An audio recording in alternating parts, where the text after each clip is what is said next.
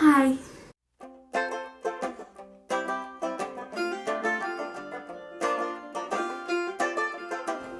I'm Julia. On Instagram, you can find me as @ThisNerdKnits, and this is the second episode of my new podcast. I'm so excited about it. I just uploaded the first one yesterday, so they're not usually going to come this often, but I'm so excited about it, and I have so much to say and so much I want to do, so here I am again. So I wanted to talk a little bit today about what it's like coming to Chile and knitting here. All of my knitting experience so far has been in the US. And I didn't expect it to change that much. I was maybe expecting a little bit more of a history of knitting here, but I didn't know too much about it. And I will say this is one thing particularly, well, it's been an adjustment. When I first arrived, first of all, there was the language barrier, right? Which is, I study Spanish, but still, it was an adjustment, and I didn't know all the vocabulary for all knitting things. So it was a little tricky to figure out exactly what material I wanted, and one tricky thing is that the word for knitting is also the word for weaving, is also the word for other crafts that are similar, so you have to say at the end, tejer with 2 needles, or tejer with a loom, which is super interesting just linguistically speaking, but and gets you to think a little bit about kind of the similarities between these different crafts. But also, it was a little tricky because when I told people I wanted to knit, I didn't realize that they were the same. So it was my fault, a little bit of miscommunication sometimes. But, and I can't speak for all of Chile. I'm in a city called Concepcion. And in Concepcion, one thing that I found is the knitting stores here. There are a lot of them. There are a lot of knitting stores here. Well, yarn stores, I should say. So there's a lot of places with yarn, but they're very different from the yarn stores to which I'm accustomed to in the US. So when you think yarn store, at least when I think yarn store, I picture kind of walls filled with beautiful different types of yarn, some from the classic brands, some kind of more independently dyed. There's always a table there, usually with women sitting there, helping each other, knitting away, either knitting samples for the store, or answering questions, or testing out some yarn, whatever it might be. And so it's this really community space. And you walk in, how can I help you? What are you trying to make? What experience do you have? And I can just stand there for so much time, just looking around the walls, looking around at the different options. And it's really a special part of the knitting experience for me. Here it's been a little different. It's been, the stores that I've gone to, it's all the yarn is behind a counter, right? So you can't touch it, which is, I guess, good hygienically, but not as great to really be able to read the label and see what I'm getting. You can ask to see it, of course, but it's not the same, and especially harder when you need to point and figure out what you're doing. You don't necessarily speak the language fluently, so that was a little tricky, and it was a little kind of colder. It became especially difficult because the system is a little different, and I don't know if this is 100% sure. I still don't really understand it, but when I asked, well, I'll just tell you kind of what happened. So when I came, I needed to get some specific yarn and some specific needles for a project I wanted to do. So I went into one store, but the vocabulary that I'm really familiar with was not the same, right? I looked up online, I was like, what's the translation of this? And they gave me some words, and I looked up like grams, and I went in with this, and the woman was like, I don't know what you're talking about. And I went into another store, and she was like, we don't have that kind of needle. And I went into another store, and so I went into all these different stores, and there were so many, but none of them had exactly what I wanted. So I left frustrated, and I went back the next day, and I went to a bookstore first, and I found a book on knitting, and I bought it, and I looked in there, but it had vocabulary, but it wasn't the vocabulary these people were using, so these stores were using. So I went back, but I got lost this time, and I didn't really understand the city, so I was having trouble again. And eventually I went back to my house, and I looked up, and finally I found a chart that had, like, in all these different places the way that people, different yarn is categorized and stuff like that. So I was able to use that chart, and I talked to a woman, and I was showing her the pattern that I was using, and luckily the pattern had a Spanish translation, so she could look at it.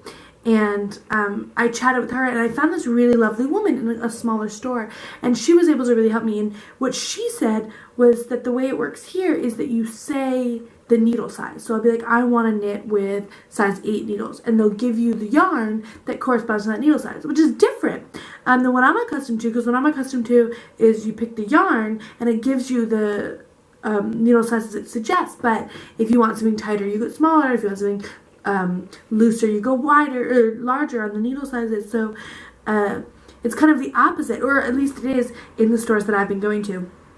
And I went back to a different store later, and I was able to say, this is the yarn I want, these are the needles I want, and really be able to communicate better. So it's gotten better and better, but it was definitely an adventure at first.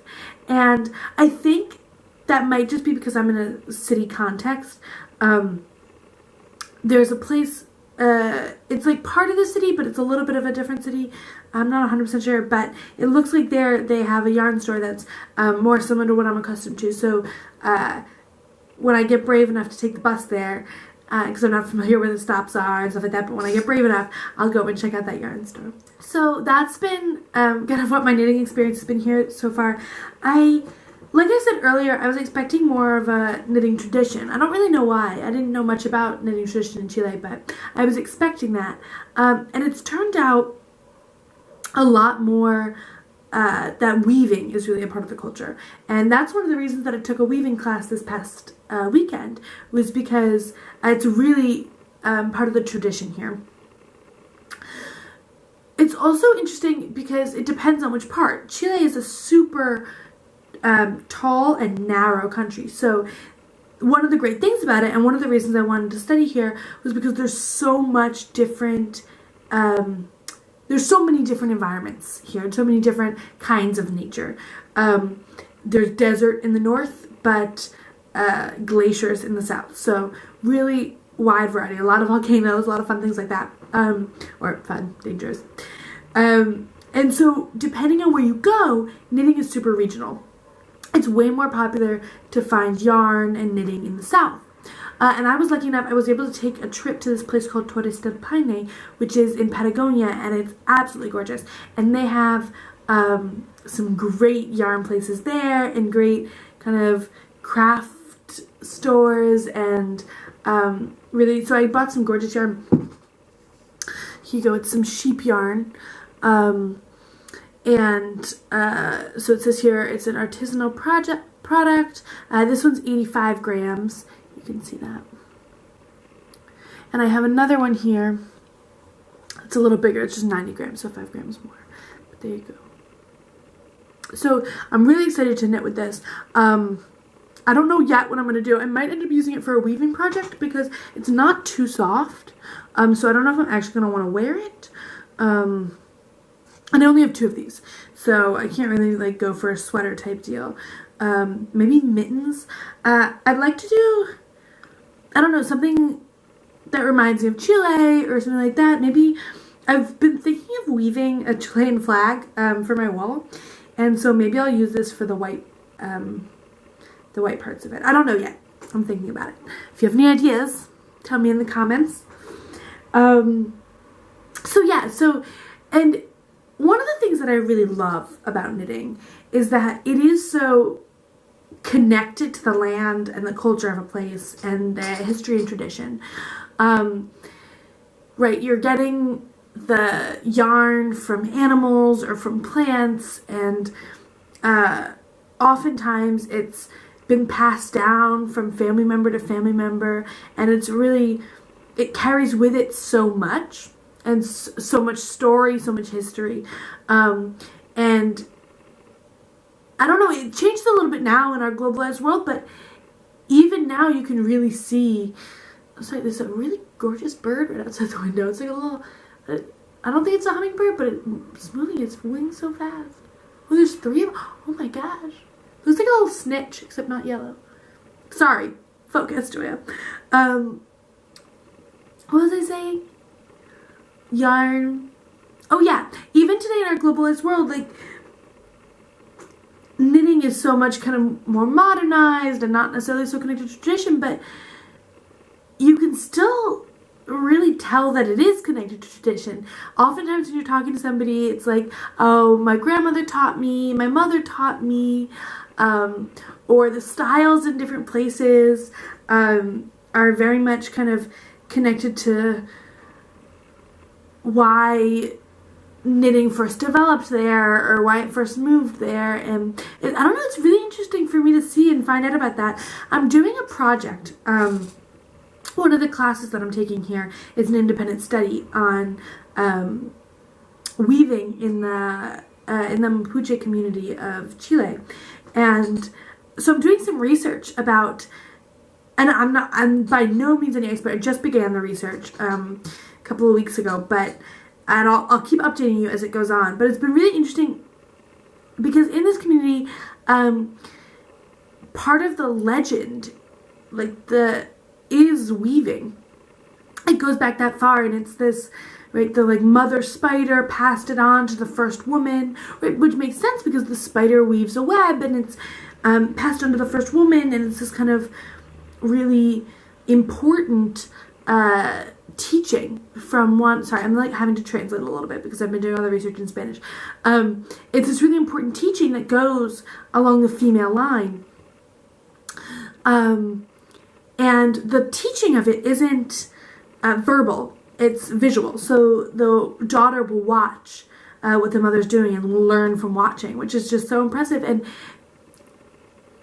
it's so tied up in what was available, right? They were using yarn from the local animals, right? The llamas, the guanacos, and dyeing it with what they had available, onions, wine, things like that. And so the colors and the yarn is so connected to the earth and to the land and to the history.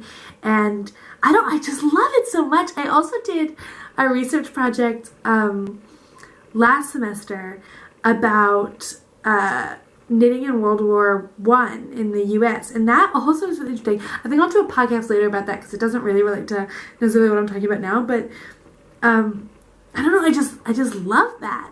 So, well, I'm going to end here for now. But I'm going to keep you updated about what more I learn about the weaving here in Chile because it's been very interesting to learn. And I just love it. Okay, cool. I'll see you next episode. Bye.